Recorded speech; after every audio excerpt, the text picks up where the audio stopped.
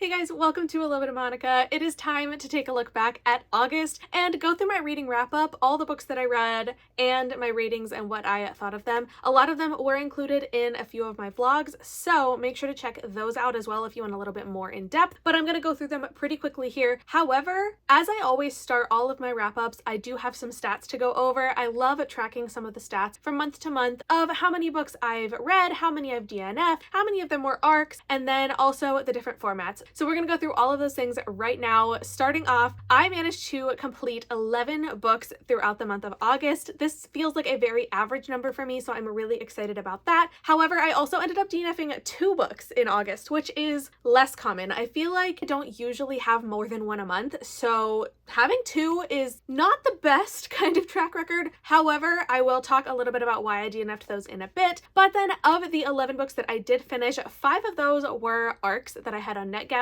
This is really exciting because one of my goals for the year is to read through my NetGalley books and make sure that I keep my rating up, that I'm not taking more books than I'm able to turn around. And yes, I do have plenty of books that I still need to read. However, every single book helps my rating and helps me to be doing exactly what NetGalley is for, which is having advanced access to titles so that we can celebrate them when they're released. So I managed to read 5 of those in August. Very, very exciting, and I will share which of those are as I'm going as well. Next up, I want to focus on the formats that I read in. So I do read physically, on ebook, and with audiobook, and sometimes a combination of those. So these numbers are typically not really going to add up to my completed books just because some of them are going to be doubled up. However, I had a fantastic audio month. I have really been leaning into audiobooks this year, especially. Just they've been really helping me to stay focused on my reading. I usually do immersive, which is audio plus either physical or ebook, so I'm seeing the words and hearing them, and that is exactly what I was doing for most of August as well. I managed to read 10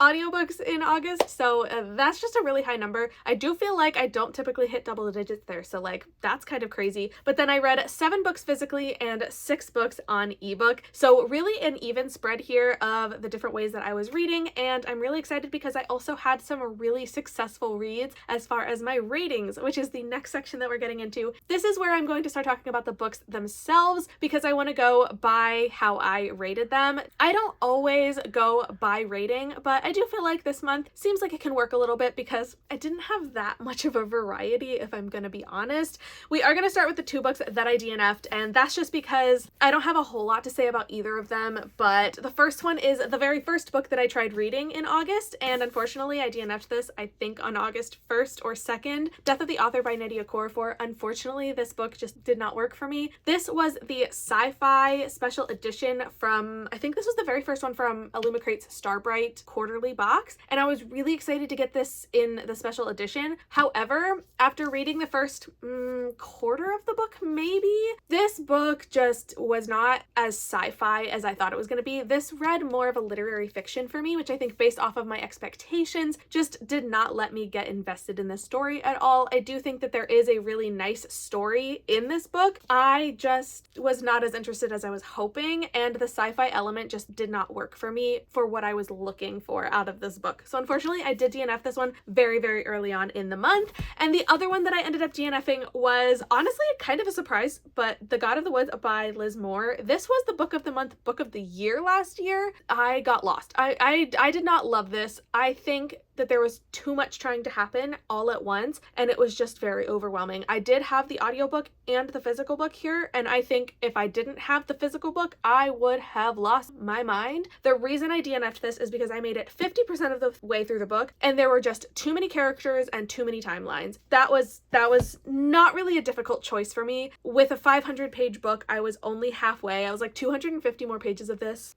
I don't think so. But now moving on to the next rating. I had one book that I rated 3 stars for the month of August, and it was the last book that I read in the month, and it was a book that I did read in less than 24 hours. I read this while I was flying back from Canada to the States after our little girls trip vacation, and The Dead Husband Cookbook by Danielle Valentine. I think it was fun. I think it was a good book, but it wasn't doing anything special for me. It's not going to stand out. It's not one that I'm going to think about for a long time. This is about a publisher who gets invited to be involved involved in the publishing of essentially like a memoir from a woman who most people believe that she killed her husband and then was profiting off of his success and publishing her own like cookbooks, and her cooking career basically took off after her husband had died mysteriously, and everybody believes she killed him. So in comes this publisher who doesn't know why she's being invited into this project and doesn't know why she alone is the one that this woman wants to take care of it, but she is going to go and uncover a lot of secrets. I feel like the story was just very predictable in a lot of ways. Were there twists that I didn't see coming? Yes, but the formula and the way that the story progressed just felt so predictable, and it just like didn't do anything to make me feel excited or really like. The reason I read it in less than 24 hours was one, because I was stuck on a plane and I wanted something to do. So I was reading, and I did have the ebook and the audiobook for this. This was one of my ARCs. Yes, I was reading it after the book came out, so that was a little bit of a failure. However, still worth turning around on NetGalley. But I also had the audiobook as a Libro FM influencer pick from I guess that was probably July or August. And so having both of those was really helpful. It helped me fly through the book. But like, yeah, it just wasn't anything super unique or anything that like really stood out about the book, which is why it gets a 3-star, which is a good book, just like not really that memorable for me. But moving on, because the rest of my books were 4 stars and above for this month, which like incredible, right? So let's get into the 4-star reads because there were 5 of them, and that's super exciting. So the first one that I want to talk about is this little one right here. This is the shortest book that I read in August. This is a novella by Stephen Graham Jones. Reading this because of the National Book Festival that Stephen Graham Jones is going to be at, so I wanted to get this book signed. Night of the Mannequins. This book, there's a lot less mannequins than I expected, but I was prepared for that because of other people who had read it and told me. This book is really a deep dive into the mental spiral that happens when a prank goes wrong, and I don't really want to say too much more than that because like this book is so short and not sweet, but it's short and it's just very, I don't say like it's fun in its horror elements, but there is a very deep like mental instability type of focus in here that I think was really intense to read. So I had a fantastic time reading this. It was very, very short. The audio was like 2 hours long, maybe. Like it was so incredibly short, which was nice to be able to move through in between some of my longer books. So this was a solid 4-star read. Next, I want to talk about 2 romances that I ended up reading. The first one was an ARC. This was Picture Perfect by Tessa Bailey. This is book 4 in the series that is like sports romances. I read Fangirl Down, freaking obsessed with it. 5 stars, incredible, absolutely loved it. Book 2, The Au Pair Affair. I loved it a lot less. I think I gave this book 2 stars, maybe 3. I was not a fan of this vibe, just didn't love the main characters. Book 3, I skipped altogether. I read the premise, didn't want anything to do with it. There was no interest there. So I skipped book 3 altogether, but I had an ARC of Picture Perfect, so of course I was going to try it out. This is a baseball romance, and ultimately I had a really, really fun time with this one. I am really glad that this one kind of turned around my ideas of how the last couple had gone. This one was a lot of fun, but I also kind of expected it to go a little bit better for me because this was a fake dating trope, which is one of my favorite romance tropes, and this was done really, really well. When our FMC Skylar, who is a famous softball pitcher, she ends up having a run-in with this like bad boy womanizing hockey bro, and he is kind of bad-mouthing baseball, and the two of them butt heads at the beginning of this book. But Skylar's family holds this like extreme sport sort of competition at their like family reunion thing, and she needs a new partner, and so she somehow ends up roping this hockey bro Robbie into being her fake boyfriend slash partner for this game. However, the other twist here is that Skylar has been in love with her brother's best friend. So she's trying to use this fake relationship with Robbie to make Madden jealous. The two of them are on the same page about what this relationship is meaning. However, they find that they have a lot more in common, and the two of them lean on each other for a lot that I really loved the kind of way that the relationship develops throughout the course of the book. This was just so much fun, and getting to see the change in Skylar and the change in Robbie, especially because he changes from his womanizing patronizing ways, and we love when a woman can put a man in his place, and that's exactly what happens here. I absolutely had so much fun with it. The other romance I want to talk about is Lovelight Farms by B.K. Borison. This is my very first time reading a B.K. Borison book, and let me just say I absolutely love the writing. I read this book in less than 24 hours as well because I read this on the way to Canada,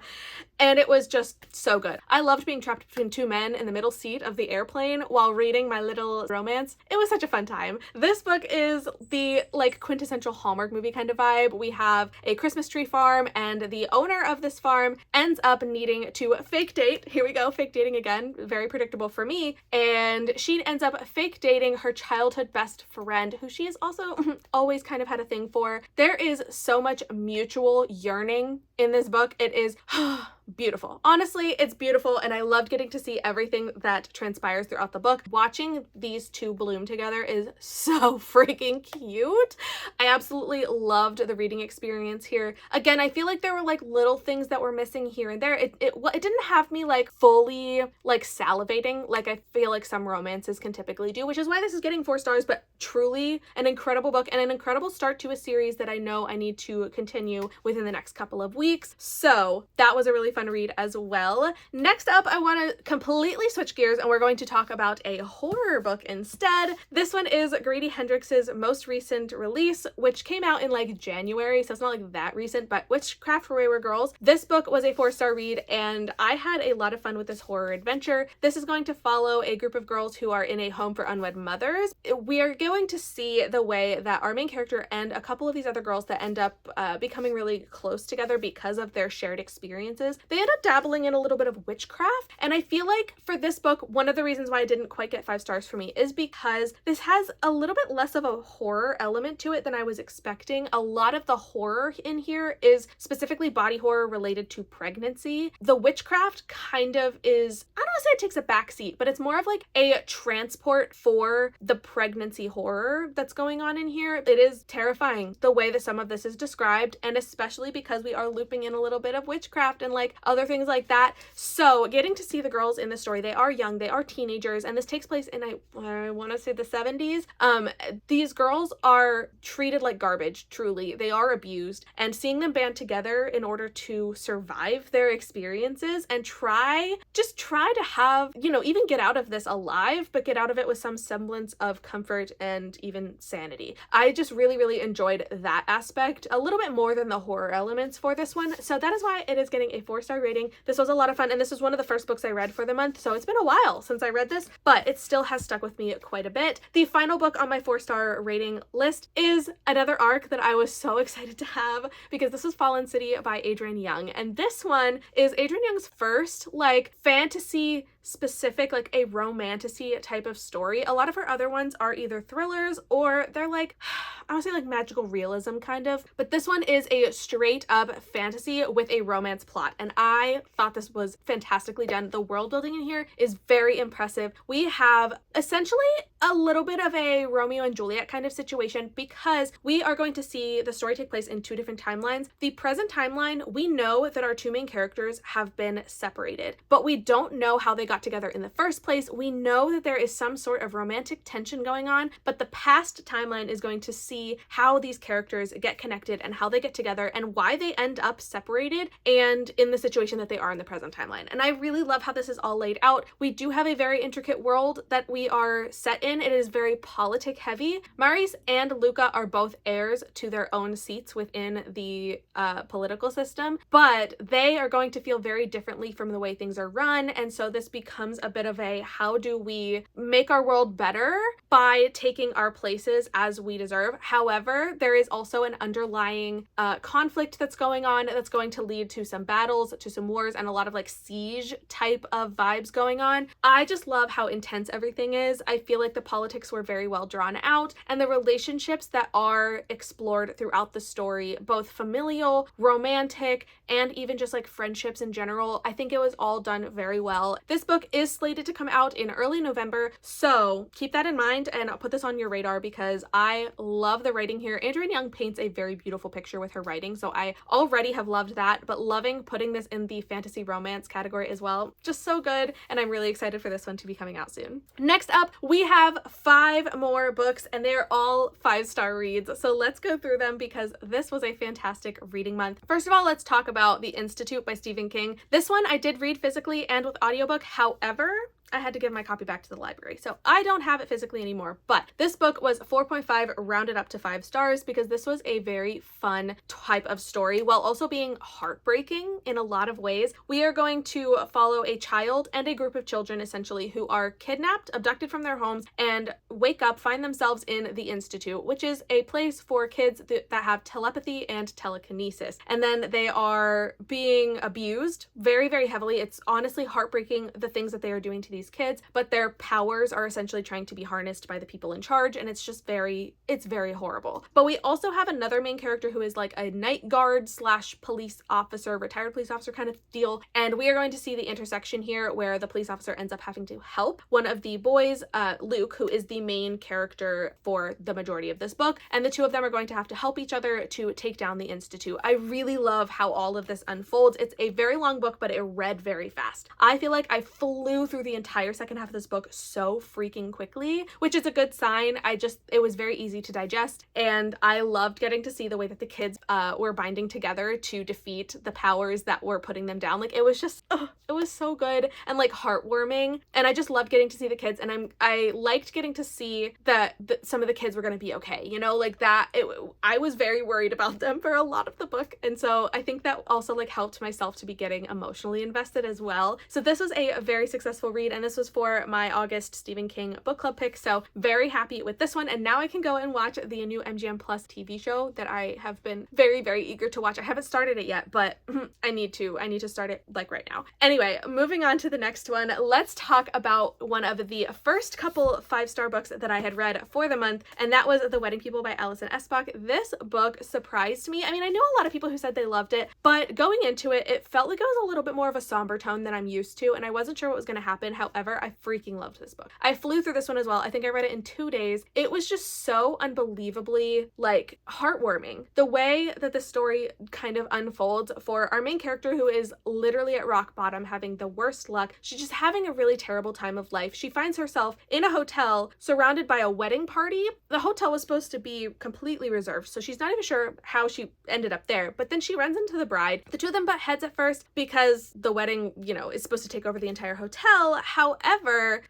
they end up forming the most beautiful of friendships, and I really, really love the way the two of them lean on each other for their own insecurities, their own issues that they're going through. And despite it being a week-long wedding celebration that is supposed to be like the happiest time of her life, this bride is truly like, she has a lot going on in her mind, and the two of them, Phoebe and Lila, they lean on each other a lot, and I really love getting to see that happen and getting to see how this whole wedding process progresses, especially once Lila invites Phoebe to be a part of the wedding party despite the fact that she just met this woman literally the day that they checked into the hotel. It's just incredible, and I just feel like there's such a poignant kind of like beauty to the way the story is written, but also the friendships and like the relationships that get to be explored throughout this. It's just a beautiful tale, and I'm so glad that I read that one. Next up, I want to talk about the brand new Darcy Coates book. This was an arc that I had, How Bad Things Can Get, and let me tell you, things got really bad, but it was really good for me because I had a fantastic time. I loved reading this book. We are going to follow a group of young adults who go to an island that was recently purchased by a super rich, like, internet personality kind of guy who has zero concern for safety.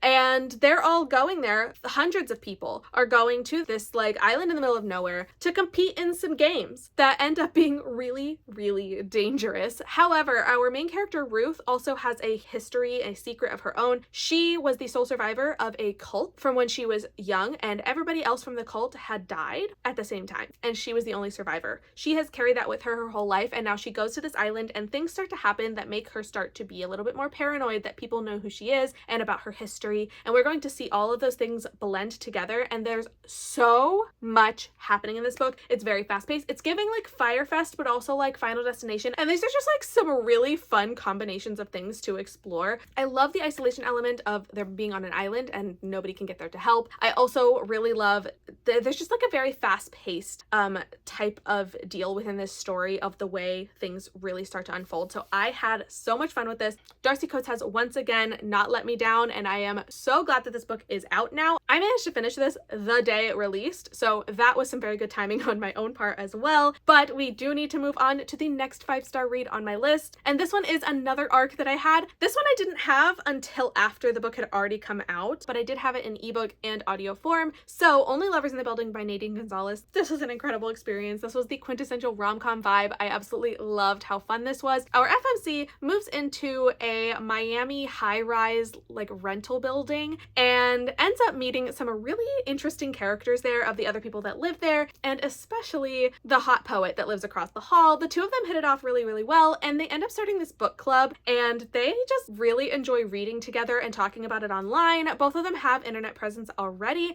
and so when the two of them get together, it opens up some more opportunities for them that I think is just super fun. One of the other things I loved about this book a lot was the fact that these characters kind of made fun of themselves a little bit. They were romance readers, like they love reading romance books. However, they also made fun of each other anytime they recognized their own romance tropes within their own relationship. The two of them fall for each other, but things are really complicated, and it's just like a lot, but so much fun. And also, one of the best things about this book is that there is no third act breakup. Yes, there is a slight little conflict. However, it's more of like a third act conversation to resolve said conflict, and that's exactly what I want out of my romances. Not every single romance needs to break up, and I'm so glad that this one did not. I loved these characters. I loved the vibes. I loved all of the side characters as well. So much gets to like work together to make this such a fun like environment and a fun vibe, and this was just an incredible read. But we have one more book that we need to talk about, and I saved this one for last because ultimately this was my favorite book of the month. Sometimes it's hard to pin exactly what book is the best. However, there wasn't really a contest for Legendborn. Tracy Deonn is on another level. Have I read the other two books? No, not yet.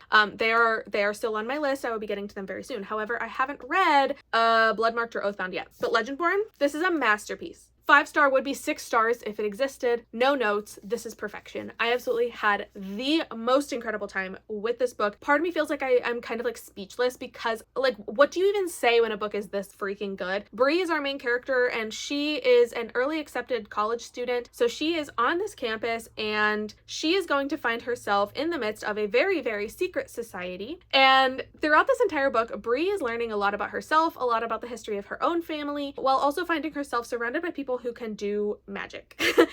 Also, she discovers that there are evil, interdimensional, demonic creatures that are invading the human world, and she can see them. So like, that's great news for her.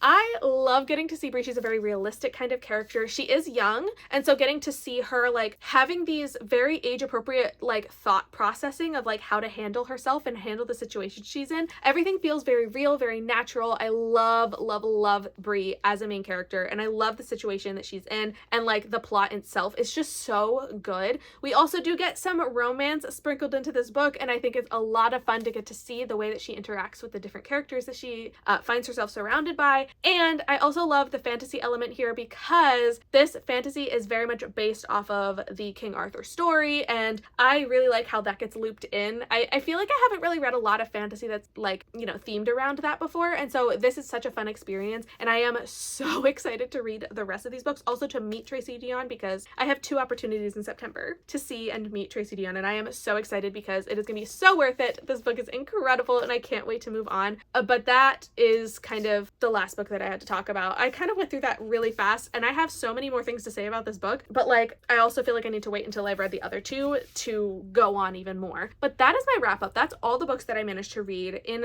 August. I feel like this went on for a very long time. I had a lot to say about these books, but like, it was a really good month. So if you have read any of these books, I would love to hear your thoughts as well. Don't let me be the only one that's yapping. Let me know in the comments if you've read any of these books and what you've thought, or if you haven't read them and you're excited to now. I would also like to hear that as well. As always, I am so thankful that you are here watching this video, spending your time with me. I appreciate every single second that you spend here. So thank you so much for watching this video, and I really hope that I will see you in the next one. Bye!